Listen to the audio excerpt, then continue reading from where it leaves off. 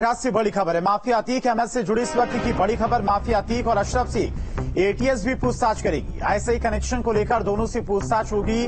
आतंकी संगठन लश्कर से संबंधों को लेकर एटीएस पूछताछ करेगी। एटीएस की टीमें अतीक और अशरफ से पूछताछ के लिए प्रयागराज भी पहुंच गई हैं। तो एक तरफ यूपी एसटीएफ पूछताछ कर रही है, दूसरी तरफ एटीएस भी अब आतंकी संगठन लश्कर और आईएसआई कनेक्शन को लेकर अतीक और अशरफ से सवाल जवाब कर सकती है। एटीएस की टीम प्रयागराज पहुंच चुकी है। अशरफ और अतीक अहमद से एटीएस की टीम पूछताछ करेगी। आईएसआई कनेक्शन और लश्कर से भी कनेक्शन को लेकर तमाम सवाल जवाब अतीक अहमद से पूछे जाएंगे।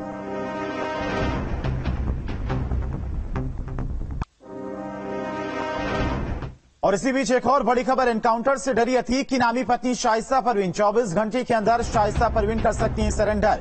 कोर्ट की बढ़ाई गई सुरक्षा। तो इस वक्त की बड़ी खबर आपको बता रहे, एनकाउंटर के डर से अतीक की पत्नी शाइस्ता परवीन 24 घंटे के अंदर सरेंडर कर सकती हैं। बड़ी खबर, कोर्ट की सुरक्षा बढ़ा दी गई है। तो कल असद और गुलाम का एनकाउंटर हुआ, जिसके बाद अब शाइस्ता परवीन को भी एनकाउंटर का डर सता रहा है और माना जा रहा है कि 24 घंटे के अंदर शाइस्ता परवीन सरेंडर कर सकती हैं। फिलहाल कोर्ट की सुरक्षा बढ़ाई गई है। तो इस वक्त की बड़ी खबर आपको बता दें, शाइस्ता परवीन अभी भी फरार चल रही हैं। पुलिस तलाश में शाइस्ता परवीन की, लेकिन अब जिस तरह से कल गुलाम और असद का एनकाउंटर हुआ तो कहीं ना कहीं शाइस्ता को भी अपने एनकाउंटर का डर अब सताने लगा है और माना जा रहा है कि 24 घंटे के अंदर शाइस्ता परवीन सरेंडर कर सकती हैं।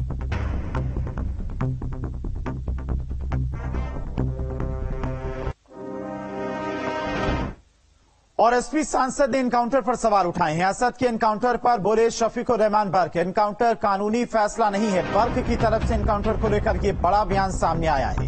एनकाउंटर किसी भी मसले का समाधान नहीं है। बर्क ने एनकाउंटर जुर्म बताया है और संभल से एसपी सांसद हैं शफीकुर रहमान बर्क, जिनकी तरफ से एनकाउंटर को लेकर यह बड़ा बयान सामने आया है।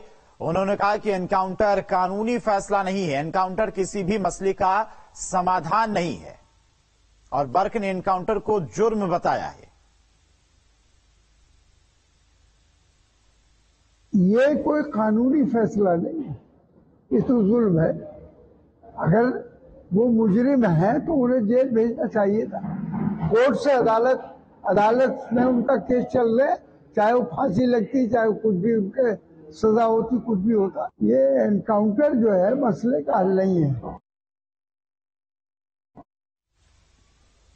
माफिया अतीक से धूमनगंज थाने में पूछताछ की जा रही। थाने में किसी के जाने की इजाजत नहीं है। अतीक अहमद के वकील निसार अहमद ने न्यूज स्टेट से बात करते हुए कहा कि कल कोर्ट ने अशरफ से असद के एनकाउंटर की जानकारी अतीक को दी थी और असद के नाना डेड बॉडी लेने झांसी भी गए हुए हैं। धूमनगंज थाने में अतीक अहमद से पुलिस की पूछताछ लगातार जारी है और इस वक्त अतीक अहमद के वकील निसार अहमद है मेरे साथ। निसार जी, चूंकि स्पेशल टीम मौजूद है और साथ में दोनों भाई अंदर मौजूद हैं, कल कोर्ट रूम में चूंकि आप वहां पर मौजूद थे, असद को लेकर जब जानकारी दी गई, कहा जा रहा है कि उस वक्त भी आप थे वहां पर, क्या कुछ हुआ था? असद की जानकारी उनके भाई असद ने ही दी थी। उसके बाद फिर मायूसी तो थी और कोई बात नहीं, वहाँ कोई इस तरह से रिएक्शन नहीं हुआ। जब वो सब वहाँ जितना भी अदालत की बात हुई थी, अदालत में के जो केसेस हैं, केसेस के अकॉर्डिंग हमारी बात हुई थी। उसके बाद और कुछ डेड बॉडी देखा जाए असद की तो झांसी में है। अभी परिवार का कोई सदस्य वहां संभवतः नहीं पहुंचा है। परिवार की तरफ से कोई क्लेम भी नहीं किया। जब पहुंचेंगे तो देखा जाएगा, मिलेगा तो लेके आएंगे, नहीं मिलेगा तो कोई बात नहीं। आप उस प्रक्रिया में शामिल हैं तो क्लेम अभी तक कोई नहीं किया है। शाइस्ता जो इनकी पत्नी है उनका भी नहीं पता चला। तो कौन, जो अंतिम संस्कार की पूरी क्रिया होती है, कौन करेगा? परिवार का कौन? नाना मौजूद है, उनके नाना पुलिस डिपार्टमेंट में इंस्पेक्टर वो थे, सब इंस्पेक्टर थे, वो मौजूद है, वही करेंगे। और तो कोई है नहीं, और परिवार के सारे लोग तो फंसा दिए गए हैं। वीडियो जर्नलिस्ट सैफुल हसन के साथ अविनाश सिंह, न्यूज स्टेट प्रयागराज। प्रयागराज के चकिया में स्थित एक मकान जहां पर किसी जमाने में कानून अपने घुटने टेक दिया करता था, आज वहां क्या हालात हैं दिखाते हैं आपको। चकिया के इसी घर से शुरू होती है अतीक की कहानी और यहीं अतीक के उस बेटे के अंतिम संस्कार की तैयारी चल रही है जिसका नाम अतीक ने असद रखा था। असद जिसको कल पुलिस मुठभेड़ में यानी जो एसटीएफ की टीम थी उसके साथ मुठभेड़ हुई और जिसमें अपने जो दूसरा फरार अभियुक्त था गुलाम उसके साथ पुलिस मुठभेड़ में मारा गया। अब उसके अंतिम संस्कार की तैयारी चल रही है। झांसी से यहाँ शव आएगा, कसारी बसारी जो कब्रिस्तान है वहां होगा, लेकिन ये वो घर है जहां से एक तांगा चलाने वाले परिवार से एक शख्स उठता है और जरायम की दुनिया में अपना नाम करने की कोशिश करता है। उसको क्या दुनिया में जहां गोली और गोली ही सवाल होती है, गोली ही जवाब होती है। और इसका ये अंत भी देखने को मिलता है कि आखिर में आप गोलियों से ताकत में आते हैं और गोलियों से ही आप विदा होते हैं। शायद अतीक ने नहीं सोचा होगा उसके इस घर में जिसको उसने इस ताकत का प्रतीक हो गया था, जो इलाहाबाद में प्रयागराज जिसका अब नाम है, जिसमें कहा जाता है बड़े बड़े महान पुरुष यहाँ जिन्होंने चाहे राजनीति हो, चाहे लेखन हो या साहित्य हो, तमाम जगह पर अपनी जगह बनाई। वहीं एक इतना बड़ा नाम निकला अतीक। अतीक को पूरी देश में अगर जाना जाता था तो उसके अंडरवर्ल्ड पर जो उसकी पकड़ थी, जो कि जिस तरह से उसने एक आपराधिक साम्राज्य जो हजारों करोड़ का खड़ा किया, वो यहीं से एक तांगा चलाते चलाते वो शख्स कितनी बड़ी ताकत में तब्दील हुआ वो प्रयागराज की गली गली जानती है। लेकिन आज इसी घर में उसके बेटे के अंतिम संस्कार की तैयारी हो रही है। अतीक अभी पुलिस कस्टडी में है, उसका भाई अशरफ पुलिस कस्टडी में है, पत्नी फरार है, बाकी दोनों भाई असद के यानी जो बेटे हैं अतीक के बड़े वो पुलिस जेल में हैं, साथ ही दो सुरक्षा गृह में। तो इस तरह से एक परिवार जो ताकत की सबसे बड़ी कहानी लिखता था इस प्रयागराज में आज उसके घर में आपको दिखेगा। हालांकि कुछ कुर्सियां बिछ गई हैं, ये कुर्सियां हैं, ये आखिरी जो जनाजे के लिए जो ले जाते हैं जिस पर रखकर वो सब आ चुका है, इसी को कंधे पर रखकर लेकर जाना है और इसी से ये शव यात्रा कब्रिस्तान तक जो कसारी मसारी है वहां तक पहुंचेगी। ये आखिरी यात्रा के लिए जो सामान होते हैं वो सब लाकर रख दिया गया है। यहाँ इस समय ऐसा कोई शख्स नहीं दिख रहा है जो उनके परिवार से रिश्ता रखता हो। तो ये तैयारियां हैं, कुछ समय बाद यहाँ पहुंचकर जो है देखना होगा कि कौन है वो परिवार के लोग जो यहाँ पहुंचकर असद को कब्रिस्तान तक ले जाएंगे और आखिरी सुपुर्दे खाक करेंगे। माफिया अतीक के बेटे असद का शव प्रयागराज लाने की तैयारी है। ऐसे में अतीक के पुराने मकान पर जहां पर अब सिर्फ मलबा पड़ा है वहां पर असद के अंतिम क्रिया के सारे सामान लाए गए हैं। वहीं अतीक की पत्नी शाइस्ता के सरेंडर करने की बात भी कही जा रही है। हम इस वक्त मौजूद हैं माफिया अतीक अहमद के उस घर में जहां पर घर को तो पूरी तरीके से गिरा दिया गया है, पर यहाँ पर जब असद की बॉडी आने की बात कही जा रही है, इसकी तैयारियां यहाँ पर पूरी कर ली गई है। आप देख सकते हैं कि कब्रिस्तान ले जाने के लिए जो असद की बॉडी को यहाँ पर ले जाया जाएगा उसके लिए सारे इंतजाम किए गए हैं और यहाँ पर टेंट लगाया गया है। साथ ही अंतिम क्रिया में जो जो चीजें उपयोग में आती हैं कब्रिस्तान के लिए वो यहाँ पर वो सारी चीजें आ गई हैं। तो माना जा रहा है कि अतीक का बेटा जो असद मारा गया है एनकाउंटर में, उसकी जब बॉडी प्रयागराज के इसी घर में जब आएगी तो यहाँ पर रखने की पूरी व्यवस्था की गई है और यहीं से जो अंतिम यात्रा है उसकी शुरू होगी और कब्रिस्तान तक जाएगी। हालांकि कयास ये लगाए जा रहे हैं कि अतीक की पत्नी शाइस्ता परवीन भी किसी भी वक्त सरेंडर कर सकती है। ऐसा सूत्रों के हवाले से खबर मिल रही है कि किसी भी वक्त वो सरेंडर कर सकती है।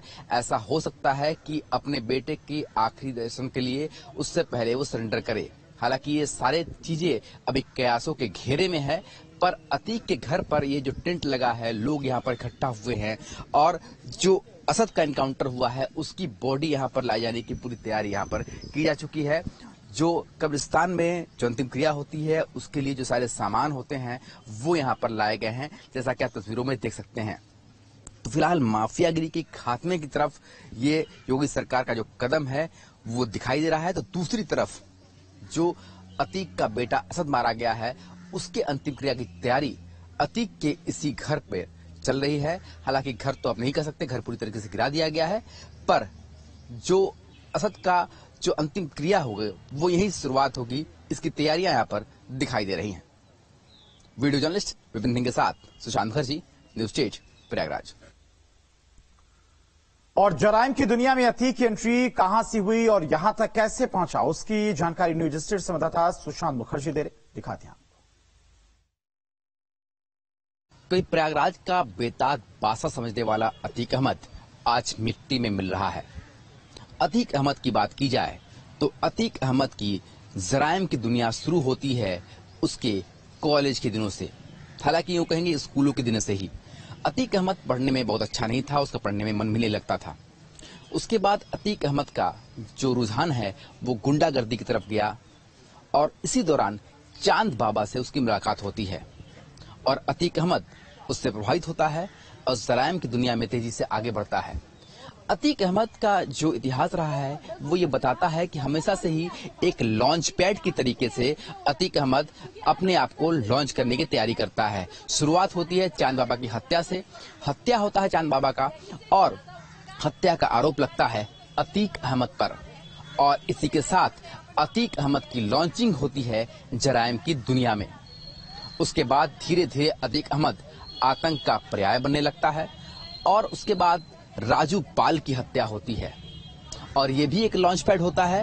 राजू पाल की हत्या का आरोप अतीक के भाई अशरफ पर लगता है और यहीं से अशरफ भी लॉन्च होता है जराइम की दुनिया में। समय बीतता है, समय जैसे जैसे आगे बढ़ता है, अब अतीक बूढ़ा हो चला था। अशरफ भी जेल में था, अतीक भी जेल में था। ऐसे में अपने गैंग को और अपने इस माफियागिरी के आधिपत्य को बरकरार रखने के लिए अतीक ने अपने बेटे असद की लॉन्चिंग की तैयारी की उमेश पाल हत्याकांड के जरिए। पर उमेश पाल हत्याकांड उसके लिए ताबूत में आखिरी कील तब साबित हुई क्योंकि यहाँ पर योगी सरकार थी और योगी सरकार ने इस उमेश पाल हत्याकांड को बहुत ही गंभीरता से लिया और खुद मुख्यमंत्री ने सदन में खड़े होकर मिट्टी में मिलाने की बात माफियाओं को कही और यहीं से शुरू होता है अतीक अहमद की गैंग के खात्मे की शुरुआत। और धीरे धीरे इनकाउंटर पर इनकाउंटर होते रहे और अब असद भी इनकाउंटर में मारा गया। इससे साफ है कि योगी सरकार किसी भी तरीके से अपराध के खिलाफ जीरो टॉलरेंस रखती है। वीडियो जर्नलिस्ट विपिन सिंह के साथ सुशांत मुखर्जी, न्यूज स्टेट, प्रयागराज। अतीक का रसूख अब मिट्टी में मिल चुका है। एक वक्त था जब अतीक के पालतू डॉग्स से सूबे के ताकतवर नेता तक हाथ मिलाते थे। अब अतीक जेल में है और उसके डॉग्स पर कहर टूटा है। अतीक के पास विदेशी नस्ल के कुत्ते हैं जिनमें से कई भूख प्यास से मर भी गए हैं। ग्रेट डेन ब्रीड के 2 कुत्ते अब जिंदा बचे जिनकी देखरेख करने के लिए कोई नहीं बचा है।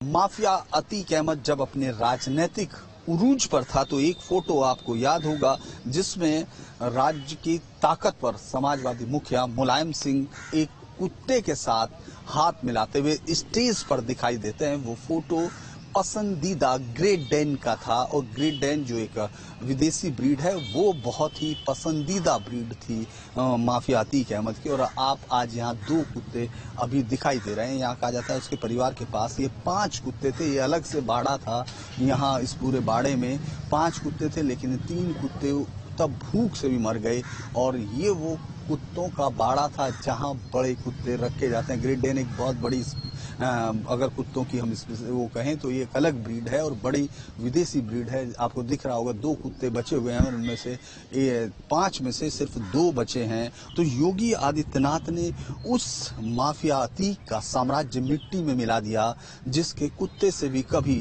राज्य के सबसे ताकतवर राजनेता मंच पर सबके सामने हाथ मिलाते हुए खुशी का अनुभव करते थे। उमेश पाल हत्याकांड के आरोपियों का एनकाउंटर करने वाले एसटीएफ के जवानों का ऑल इंडिया पाल महासभा सम्मानित करेगी। इसको लेकर पाल महासभा की प्रदेश अध्यक्ष राजेश कुमारी पाल ने सीएम योगी को एक पत्र लिखा है।